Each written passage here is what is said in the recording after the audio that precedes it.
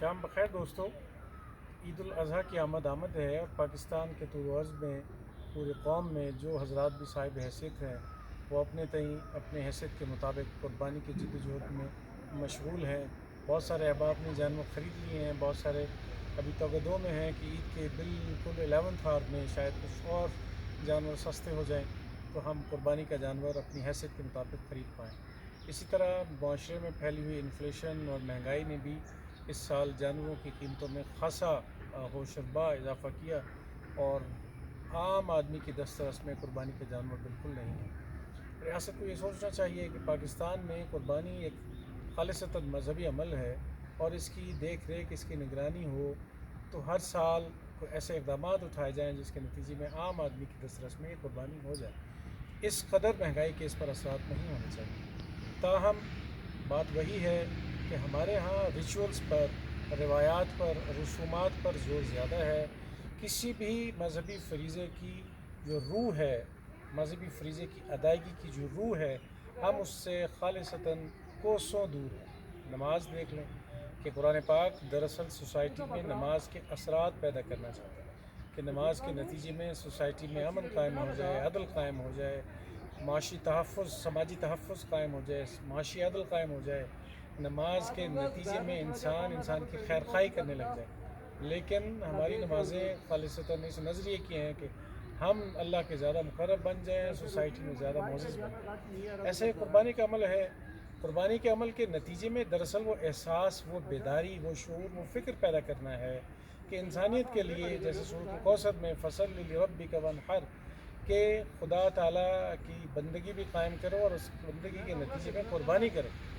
وہ قربانی دراصل سماج کے اندر لوگوں کی مدد کرنا ہے، وہ قربانی سوسائٹی میں لوگوں کو بلند مقام عطا کرنے کے لیے جدوجہد کرنا ہے۔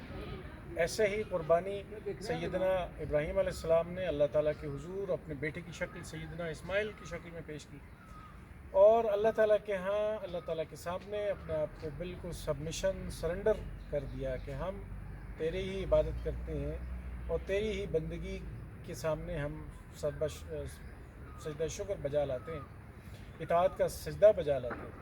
اور پھر اللہ تعالیٰ کی طرف سے جب اپنے پیارے محبوب کا امتحان لیا گیا، بیٹے کی قربانی، تو آپ نے اس سے بھی دریا نہ کیا، خالصتاً اطاعت کا عمل کیا اور اللہ تعالیٰ نے اس اطاعت کے عمل کو ایک جانور کی شکل میں، ایک دمبے کی شکل میں کنورٹ کر دیا اور آپ کی قربانی قبول ہو گئی۔ تو دراصل قربانی دراصل انسان کا سب سے محبوب مال جو ہے وہ اللہ کی راہ میں خرچ کر دینا، یہ بنیادی وصف ہمارے اندر پیدا کرنا ہے، یہ روح پیدا کرنا ہے۔ اس قربانی کا قطعی یہ مطلب نہیں ہے کہ ہماری رالیں ٹپکتی رہیں اور ہم بڑے ہی تگڑے صحت مند جانور ڈھونڈیں کہ پھر ان کی رانیں اور پھر ان کی کلیجیاں اور پھر ان کے مختلف ہم جو ہے باربیکیو کر کے کھاتے رہیں گے۔ تو یہ قربانی تو قطعی نہیں ہے، نہ ہی اس کا تصور تھا، نہ یہ اس کی روح تھی۔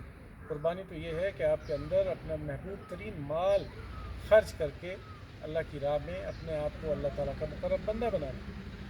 اب سوسائٹی کے ٹرینڈز بالکل بدل گئے ہیں۔ بہت سارے لوگ اپنے سگے بھائیوں کی مدد سے عاری ہیں، گریزاں ہیں، اپنے دوستوں کی مدد سے گریزاں ہیں، اپنے رشتہ داروں کی مدد سے خائف ہیں، نہیں کرتے، اور بڑھ چڑھ کے 2-2 3-3 بکرے، 2-2 3-3 گائیں بڑھ چڑھ کے قربانی کے جانور لیے چلے جا رہے ہیں۔ اللہ تعالیٰ نے قربانی کے نتیجے میں جو آپ کے اندر فکر پیدا کرنی ہے، احساس پیدا کرنا ہے، وہ احساس عادمیت ہے، وہ احساس انسانیت ہے۔ کہ سیدنا ابراہیم علیہ السلام کو حکم ہوا قربانی کریں، اپنے بیٹے کی قربانی کریں، اپنے بیٹے کی بے دریغ قربانی سے وہ قطعی باز نہ آئے اور اللہ کے سامنے پیش ہو گئے۔ دراصل سب سے محبوب چیز کی محبت کو دل سے نکالنا یہ قربانی تھی۔ جب آپ اس میں کامیاب ہوئے، بامراد ہوئے، تو اللہ تعالیٰ نے اس کی کمپنسیشن ایک دمبے کی شکل میں، ایک مینڈھے کی شکل میں آپ کو عطا کی کہ اب آپ اس کی قربانی کیجیے۔ تو قرآن پاک میں بارہا مختلف صورتوں میں، مختلف آیات میں بڑے زور کے ساتھ، بڑے شدت کے ساتھ یہ کہا گیا ہے کہ جو تمہارا پسندیدہ مال ہے اس کو خرچ کریں اور مال خرچ کریں۔ قربانی دراصل مال خرچ کرنا ہے۔ قربانی دراصل اپنی آپ سے بہت سارا کچھ جو احتکار، اقتناز کر کے مال و دولت جمع کی ہوئی ہے اس کو نچھاور کر دینا انسانیت کے لیے، اور ہم اپنے دوستوں کی، اپنے بھائیوں کی، اپنے رشتہ داروں کی، اپنے کولیگز کی، قرب جوار کے لوگوں کی، شناساؤں کی جو مجبور ہیں، محتاج ہیں، لاچار ہیں، ان کی مدد سے تو گریزاں ہیں۔ اور بہت ساروں کو دیکھا نہیں بھائی میں اس دفعہ مدد نہیں کر سکتا آپ کی، میں نے قربانی کرنا۔ تو قربانی کس چیز کا نام ہے؟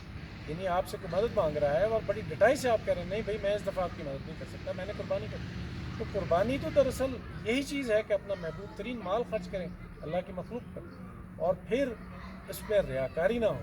تو ہمارا تو یہ ہے کہ ہم اس نظریے سے بڑے سے بڑا اور مہنگے سے مہنگا جانور لے کر محلے میں گھما پھرا کے اور اس کی نمود و نمائش سے یہ کوشش کرتے ہیں کہ تاکہ ہمارا حسب نسب بڑا نظر آئے، ہماری جو ٹرائب ہے اور ہماری جو سوسائٹی کے اندر ہمارا پرائڈ ہے وہ بڑا نظر آئے، ہماری دولت بڑی نظر آئے کہ ہم نے بڑی قربانی کی، لیکن اپنے بھائی کی مدد نہیں کی، اپنے کولیگ کی مدد نہیں کی، اپنے رشتہ داروں کی، اقربا کی، اپنے شناساؤں کی جو مجبور ہیں، لاچار ہیں، ان کی مدد نہیں کی۔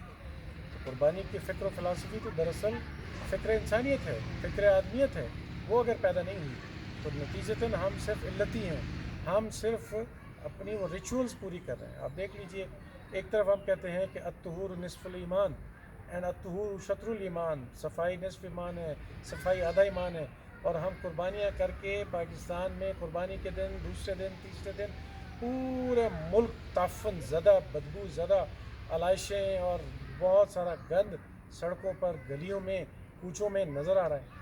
ایک طرف ہم کہیں گے کہ صفائی طہارت جو آدھا ایمان ہے، دوسری طرف ہم نے بیڑا غرق کر دیا اپنی ریاست کا، اپنے سماج کا، اپنے محلوں کا، اپنی کالونیز کا۔ یہ کیسے تضادات ہیں؟ اس کا مطلب یہ ہے کہ قربانی محض ہم نے ریچولز پوری کی، باقی فرائض پورے نہیں کیے۔ تو قربانی کا فکر و فلسفہ دراصل احساس انسانیت، احساس آدمیت ہے، اور سول سوسائٹی جہاں آپ رہ رہے ہیں اس کو پرامن بنانا، اس کو محفوظ بنانا، اس کی دیکھ ریکھ کرنا، یہ قربانی کا فکر ہے۔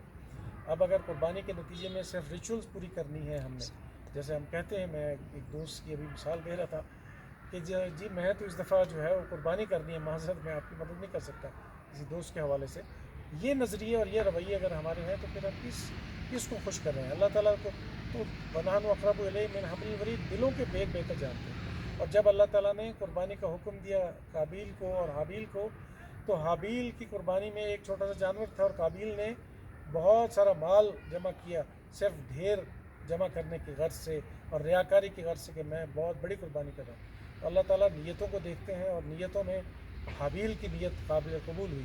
تو ہماری نیتوں میں کیا ہے، اس پر اللہ تعالیٰ نے فیصلہ کرنا ہے۔ عددی قوتیں ہمارے پاس کیا ہے، کتنی بڑی قربانی کی، کتنا پیسہ اکٹھا کر کے قربانی کی، اس کی فکر نہیں ہے خدا کی ذات کی۔ تو ہمیں اپنی نیتوں کو سنوارنا ہے، اور قربانی کا خالص نتیجہ سوسائٹی کی فلاح ہے، اس پر ذرا غور و فکر کریں اور اسی نظریے سے اپنی قربانی کریں۔ اللہ تعالیٰ آپ کا